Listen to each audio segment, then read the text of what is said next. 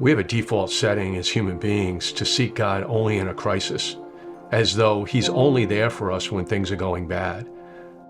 The most important thing to God is that we have a heart to follow him. And that's not seasonal. That's not circumstantial.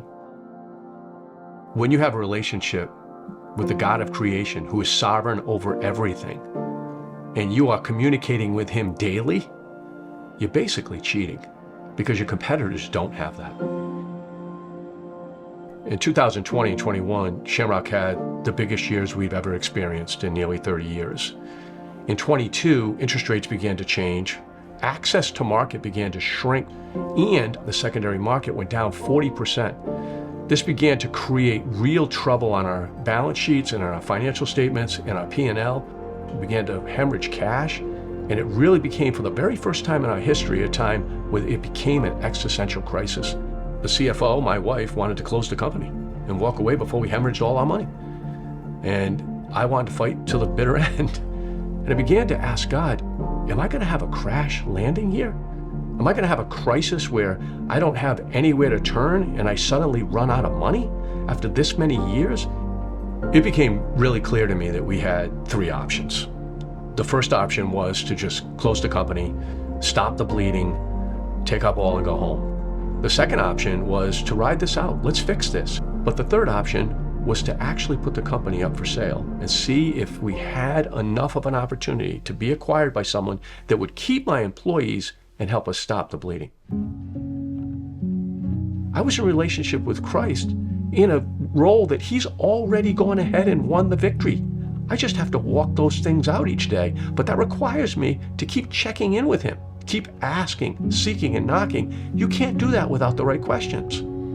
I kept bringing it back to God. I kept asking him, what do you want me to know? God gave me 4 promises. You are not going to crash and burn. I'm going to deliver you abundantly. Number 2, I'm going to deliver you before the year end.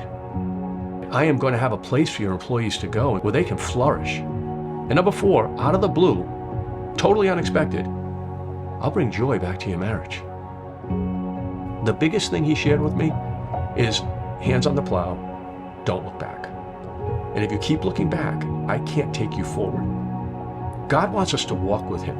And what's required in that is that we ask him questions. Lord, what do you want me to know? Lord, show me where I'm listening to the wrong voices. And as you go through these questions with him, that is walking with him. That is having a relationship with Christ. And he will give you these answers, not right away all the time, because he wants to do work with you. And he wants to do supernatural work. And he wants to do things with his discovery. This whole thing is, do you have heart to follow? It really is. God gave me 4 promises. Every single one came true. We didn't crash and burn. We didn't go out of business. We had a place for all of our employees and leaders to go to where they could thrive.